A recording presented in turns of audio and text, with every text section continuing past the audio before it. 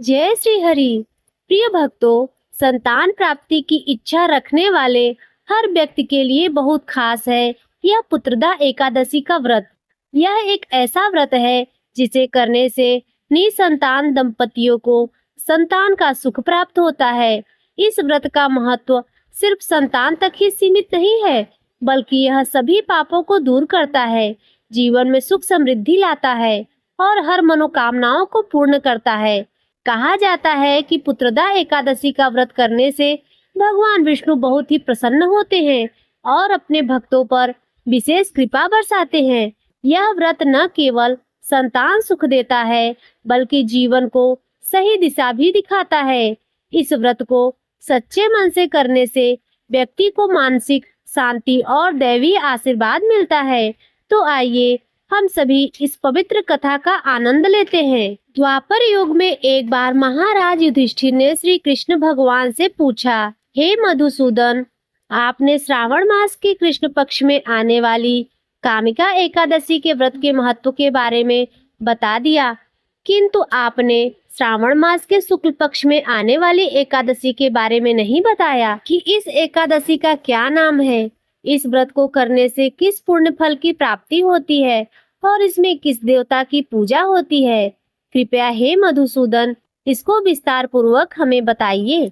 तब श्री कृष्ण भगवान ने बताया, हे युधिष्ठिर, श्रावण मास के शुक्ल पक्ष में आने वाली एकादशी का नाम पुत्रदा एकादशी है और यह सभी पापों को हरने वाली है। इस दिन नारायण भगवान की पूजा होती है, जो समस्त मनोकामनाएं और सिद्धियों के दाता हैं। इस व्रत को करने से निसंतान लोगों को संतान की प्राप्ति होती है। और हे युधिष्ठिर, इस पुत्रदा एकादशी की व्रत कथा इस प्रकार है, सुनो। एक समय की बात है, भद्रावती नगरी में राजा सुकेतुमान और उसकी रानी सैब्या रहते थे। उसके पास धन, वैभव और राज्य की कोई कमी नहीं थी, पर वे निसंतान होने के कारण दुखी रहते थे। राजा हमेशा सोचते रहते थे कि उनके बाद उनके पितरों का पिंडदान कौन करेगा। एक दिन राजा इस दुख में इतने डूब गए कि उन्होंने अपने प्राण त्यागने का निश्चय किया, पर आत्मघात को महापाप समझकर वे जंगल की ओर चले गए। जंगल में उन्होंने पशु पक्षियों को उनके बच्चों के साथ देखा, जिससे उनका दुख और भी बढ़ गया। चलते चलते आधा दिन बीत गया। राजा को भूख प्यास लगी और वे पानी की तलाश में एक सरोवर के पास पहुंचे। सरोवर में कमल खिले हुए थे और बत्तखें तैर रही थी। राजा ने देखा कि सरोवर के किनारे मुनियों का आश्रम है।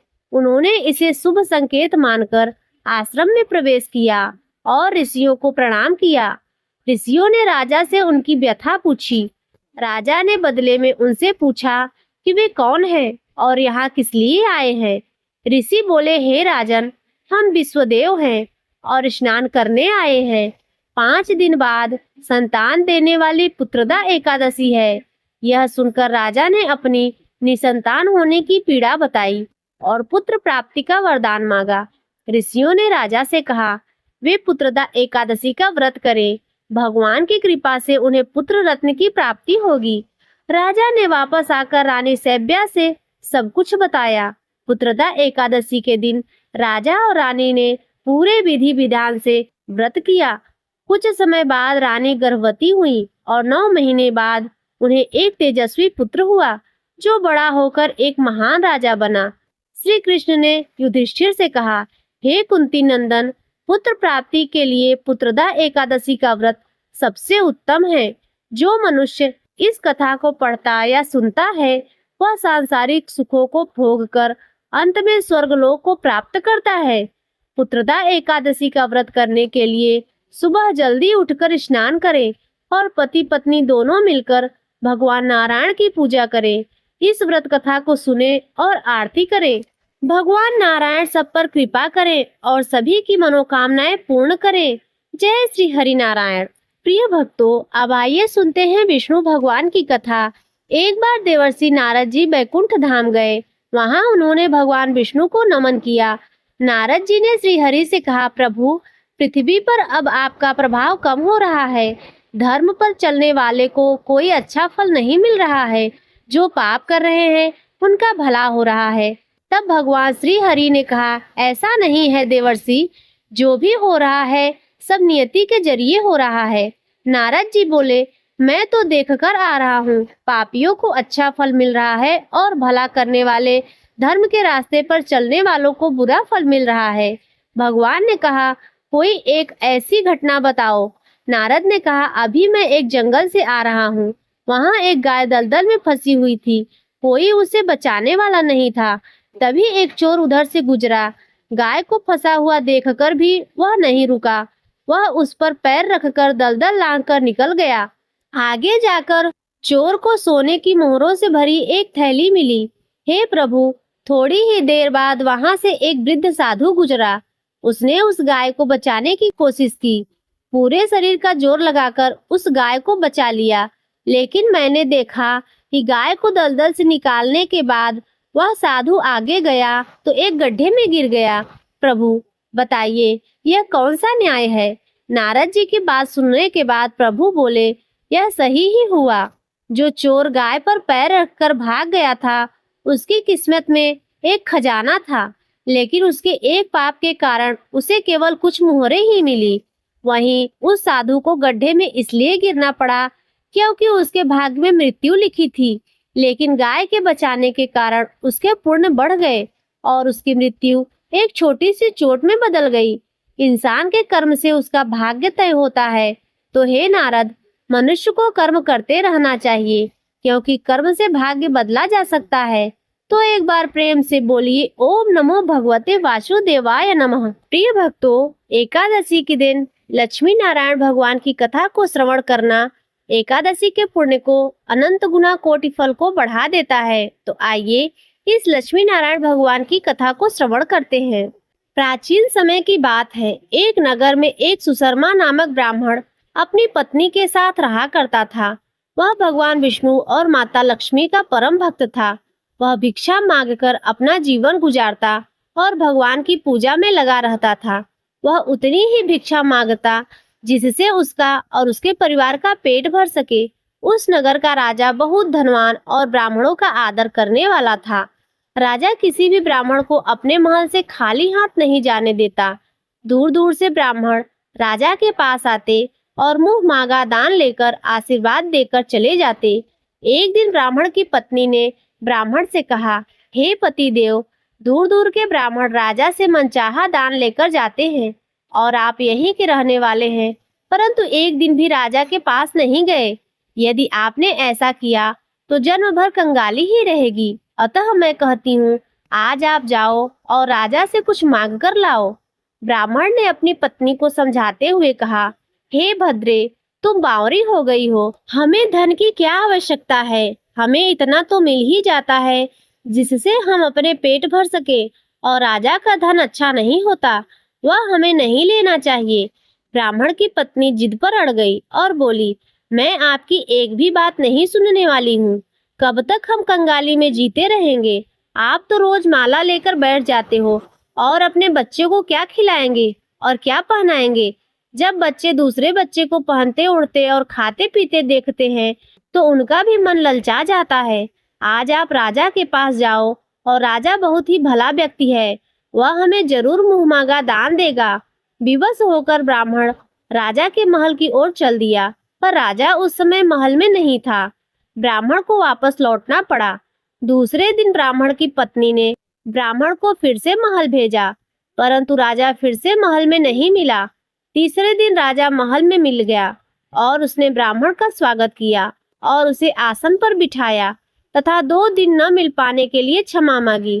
राजा ने कहा, हे ब्राह्मण देव, मैं आपकी क्या सेवा कर सकता हूँ? ब्राह्मण ने कहा, हे राजन, जो मैं मांगू वह आप दे सकेंगे? राजा ने कहा, हाँ कहिए, मैं आपकी क्या सेवा कर सकता हूँ? ब्राह्मण ने निवेदन किया, महाराज, मैं कुछ और चाहता नहीं, बस आप मुझे अपने पसीने की कमाई से 4 पैसे दान में दे दीजिए। ब्राह्मण की बात सुनकर राजा चौंक गया और सोचने लगा, खजाने में बहुत सारा धन पड़ा है, पर मेरे मेहनत की एक कौड़ी भी नहीं है। राजा ने ब्राह्मण से कहा, हे ब्राह्मण देव, आप मुझे 1 दिन का समय दे, मैं कल आपको मुंह मांगा दान दे दूंगा। अब इधर ब्राह्मण को जब खाली हाथ देखा तो उसकी पत्नी बोली कि क्या हुआ, राजा ने कुछ नहीं दिया क्या? ब्राह्मण बोला, राजा ने कल देने के लिए कहा है। ब्राह्मण की पत्नी सोचने लगी, शायद उन्होंने बहुत सारा धन मांगा होगा और राजा को इसकी व्यवस्था करने में समय लग रही होगी, इसलिए कल बुला रहे हैं। अब दूसरी ओर राजा अपने राजसी कपड़े बदलकर फटे पुराने कपड़े पहने और मजदूर जैसा भेष बना लिया। जब राजा की पत्नी ने देखा और कारण पूछा, तो राजा ने सब कुछ बताया। रानी बोली, मैं भी आपके साथ चलूंगी। राजा ने हाँ कहने पर उस दान के धन में सम्मिलित होने के लिए रानी भी खुशी खुशी साड़ी पहनकर तैयार हो गई। इस प्रकार राजा रानी मजदूर की तलाश में शहर में निकल गए। लुहार के मोहल्ले में जाकर राजा ने आवाज लगाई, अरे भाई, क्या किसी को मजदूर चाहिए? आखिर में एक लुहार ने उन्हें बुला लिया, जो फाल पर फाल चढ़ाने की तैयारी कर रहा था। उसने राजा से कहा, देखो, तुम्हें पहले खलाद ओढ़नी पड़ेगी और जब आग आ जाए उसके बाद घन पीटना होगा। फिर रानी की ओर देखकर कहा कि तुम कुएं से पानी निकालकर हौदी भरनी पड़ेगी और कोयले वाले घर से कोयला लेकर भट्टी में डालना होगा। तुम दोनों को दिन भर में 2-2 आने मिलेंगे। अब काम पसंद हो तो बोलो, नहीं तो अपना रास्ता नापो। राजा रानी लोहार के बताए काम को करने लगे। राजा लोहा पीटने लगा, लेकिन उससे ठीक से काम नहीं हो पा रहा था। लोहार नाराज होकर राजा को ठीक से काम करने के लिए कहा। राजा जैसे तैसे अपना काम करने लगा। रानी भी कुएं से पानी भरकर लाने लगी। रानी के हाथ में फफोले पड़ गए। किसी तरह बड़ी कठिनाई से उसने पानी का हौदा भरा। उसके बाद रानी कोयला लाकर भट्टी में डालने लगी। कोयला भरने से रानी के गोरे हाथ और कपड़े काले हो गए। भट्टी में आग आने पर लुहार ने फाल भट्टी से निकालकर हल पर लगाए और एक घन अपने हाथ में लेकर एक घन राजा के हाथ में देकर कहा, देखो, बारी बारी से इस पर पटकना है और हाथ इधर उधर न जाए। राजा जोर जोर से घन पीटने लगा, लेकिन उसका निशाना ठीक नहीं बैठता था। कभी घन फाल से नीचे गिरता तो कभी हल पर। मजदूर का यह हाल देखकर लुहारिन बड़बड़ाती हुई आई और लुहार से कहने लगी, तुमने कहाँ से नौसिखिए मजदूर को काम पर लगाया है? इससे काम भी नहीं होता। यह काम बनाने के बजाय काम बिगाड़ रहा है।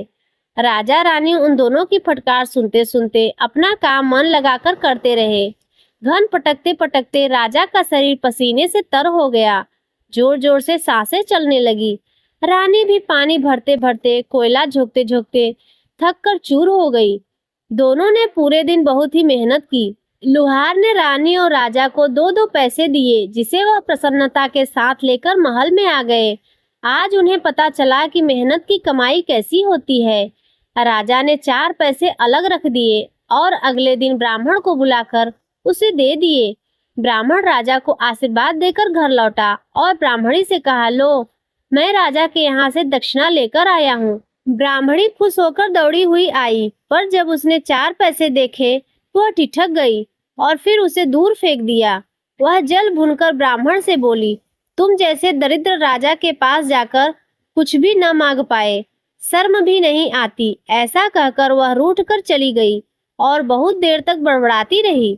ब्राह्मण ने उस 4 पैसे को उठाकर एकादशी के दिन तुलसी घर के पास रख दिया और सोचा, जब ब्राह्मणी शांत हो जाएगी तो जरूरत पड़ने पर उठा लेगी। परंतु कई दिनों तक पैसे वहीं रखे रहे और ब्राह्मण द्वारा चढ़ाए गए फूल उस पर गिरकर मिट्टी में दब गए। ब्राह्मण और ब्राह्मणी दोनों ही उस सिक्के के बारे में भूल गए। कुछ दिनों बाद तुलसी घर में 4 पौधे उगे। चारों पौधे बहुत ही सुंदर थे। यह देखकर ब्राह्मणी रोज उसमें पानी डालती। 4 महीने बाद पौधे बड़े हो गए और माता लक्ष्मी की कृपा से उसमें फूल लगने लगे। फूल सूखने पर इससे मोती झड़ने लगे। ब्राह्मण और ब्राह्मणी ने जीवन में कभी भी मोती नहीं देखे थे। वह समझे कि कोई बीज है। हर रोज कई फूल झड़ते और बहुत मोती पूरे तुलसी घर में बिखर जाते। ब्राह्मणी उन मोतियों को समेटकर घर के कोने में डाल देती। इस तरह वहां मोतियों का ढेर लग गया। एक दिन एक सब्जी वाली आई। ब्राह्मणी को सब्जी लेनी थी, पर उसके पास पैसे नहीं थे। उसने जब सब्जी वाली से कहा कि हे बहन, क्या तुम इस चमकदार चीज के बदले सब्जी दे सकती हो? सब्जी वाले ने देखा तो वह पहचान गई, यह तो मोती है। उसने खुशी खुशी ब्राह्मणी को उस मोती के बदले उसकी मनपसंद सब्जी दे दी। अब से हर रोज ऐसा ही होने लगा। ब्राह्मणी और सब्जी वाली दोनों ही खुश थे। सब्जी वाली यह सोचकर खुश थी कि मुझे 1 पैसे की तरकारी के बदले हजारों का माल मिलता है, और ब्राह्मणी यह सोचकर खुश थी कि इस मामूली बीजों के बदले उसे सब्जी मिल जाती है। इस प्रकार कई महीने बीत गए। उधर राजमहल में कई राजहंस थे जो मोती चुगा करते थे। राजा का यह नियम था कि जब राजहंस मोती चुगते थे तो उसके बाद ही राजा और उसका परिवार भोजन करता था। एक समय राजा का सारा धन उस मोतियों के दाने में खर्च हो गया। अब राजा को मोती खरीदने के लिए पैसे तक नहीं बचे थे।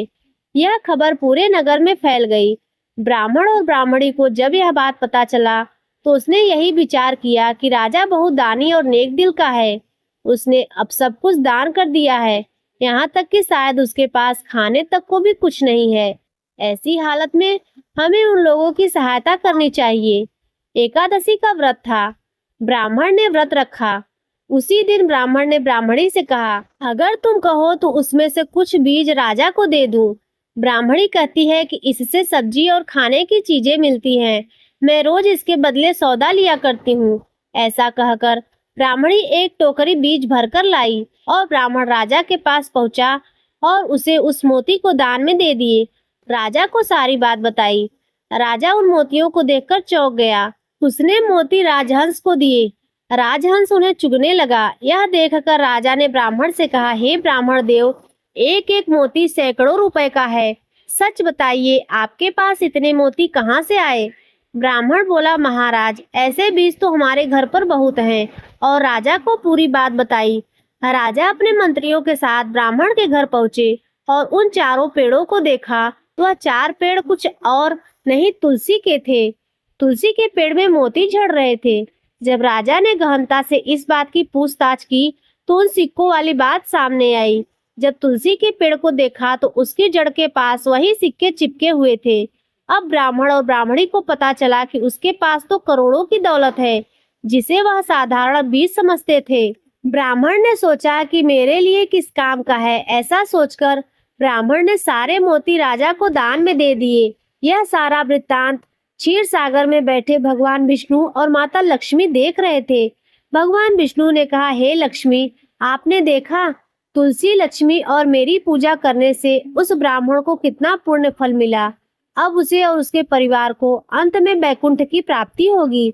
वह सभी पापों से मुक्त होकर धन धान्य से परिपूर्ण हो जाता है और सुख पूर्वक जीवन व्यतीत करता है। तो बोलिए तुलसी मैया की जय। जय माँ लक्ष्मी। प्रिय भक्तों, अंत में आइए सुनते हैं एकादशी माता की आरती। ओम जय एकादशी, जय एकादशी, जय एकादशी माता। विष्णु पूजा व्रत को धारण कर शक्ति मुक्ति पाता। ओम जय एकादशी, जय एकादशी, जय एकादशी माता। विष्णु पूजा व्रत को धारण कर शक्ति मुक्ति पाता। तेरे नाम गिनाऊं देवी भक्ति प्रदान करिनी। गण गौरव की देनी माता शास्त्रों में वर्णित। ओम जय एकादशी माता। विष्णु पूजा व्रत को धारण कर शक्ति मुक्ति पाता। मार्गशीर्ष के कृष्ण पक्ष की उत्पन्ना विश्वतारिणी। जननी शुक्ल पक्ष में हुई मोक्षदा मुक्तिदाता बन आई। ओम जय एकादशी माता। विष्णु पूजा व्रत को धारण कर शक्ति मुक्ति पाता। पौष कृष्ण पक्ष की सफला नामक है। शुक्ल पक्ष में हो यह पुत्रदा आनंद अधिक रहे। ओम जय एकादशी माता। विष्णु पूजा व्रत को धारण कर शक्ति मुक्ति पाता। नाम षष्ठीला माघ मास में कृष्ण पक्ष आवे। शुक्ल पक्ष में जया कहावे, विजय सदा पावे। ओम जय एकादशी, जय एकादशी माता। विष्णु पूजा व्रत को धारण कर शक्ति मुक्ति पाता। विजया फाल्गुन कृष्ण पक्ष में शुक्ला आम्ल की, पाप मोचिनी कृष्ण पक्ष में चैत्र महाबल की। ओम जय एकादशी माता, विष्णु पूजा व्रत को धारण कर शक्ति मुक्ति पाता। चैत्र शुक्ल में नामदा धन देने वाली, नाम वरुथिनी कृष्ण पक्ष में बैसाख माह वाली। ओम जय एकादशी माता, विष्णु पूजा व्रत को धारण कर शक्ति मुक्ति पाता। शुक्ल पक्ष में होय मोहिनी अपराजेष्ठ कृष्ण पक्षी, नाम निर्जला सब सुख करनी शुक्ल पक्ष रखी। ओम जय एकादशी माता, विष्णु पूजा व्रत को धारण कर शक्ति मुक्ति पाता। योगिनी नाम आषाढ़ मास में जानो कृष्ण पक्ष करनी, देवशयनी नाम कहायो कृष्ण पक्ष धरणी। ओम जय एकादशी माता, विष्णु पूजा व्रत को धारण कर शक्ति मुक्ति पाता। कामिका श्रावण मास में आवे कृष्ण पक्ष कहिए, श्रावण शुक्ला होय पवित्रा आनंद से रहिए। ओम जय एकादशी माता, विष्णु पूजा व्रत को धारण कर शक्ति मुक्ति पाता। अजा भाद्रपद कृष्ण पक्ष की परवर्तिनी शुक्ला, इंद्रा आश्विन कृष्ण पक्ष में व्रत से भव सागर निकला। ओम जय एकादशी माता, विष्णु पूजा व्रत को धारण कर शक्ति मुक्ति पाता। पाप कुंशा शुक्ल पक्ष में पाप हारणकारी, रमा मास कार्तिक में आवे सुखदायक भारी। ओम जय एकादशी माता, विष्णु पूजा व्रत को धारण कर शक्ति मुक्ति पाता। देवोत्थानी शुक्ल पक्ष की दुख नाशक मैया, पावन मास में करो विनती पार करो नैया। ओम जय एकादशी माता, विष्णु पूजा व्रत को धारण कर शक्ति मुक्ति पाता। परमा कृष्ण पक्ष में होती जन मंगल करिनी, शुक्ल मास में होय पद्मिनी दुख दारिद्र हरिणी। ओम जय एकादशी माता, विष्णु पूजा व्रत को धारण कर शक्ति मुक्ति पाता। जो कोई आरती एकादशी की भक्ति सहित गावे, जन रघुनाथ स्वर्ग का वासा निश्चय वह पावे। ओम जय एकादशी जय एकादशी जय एकादशी माता, विष्णु पूजा व्रत को धारण कर शक्ति मुक्ति पाता। ओम नमो भगवते वासुदेवाय नमः। प्रिय भक्तों, आज की कथा यदि आपको अच्छी लगी हो तो वीडियो को लाइक कर दीजिए, चैनल पर पहली बार आए हो तो सब्सक्राइब कर दीजिए और कमेंट में जय श्री हरि विष्णु अवश्य लिखिए।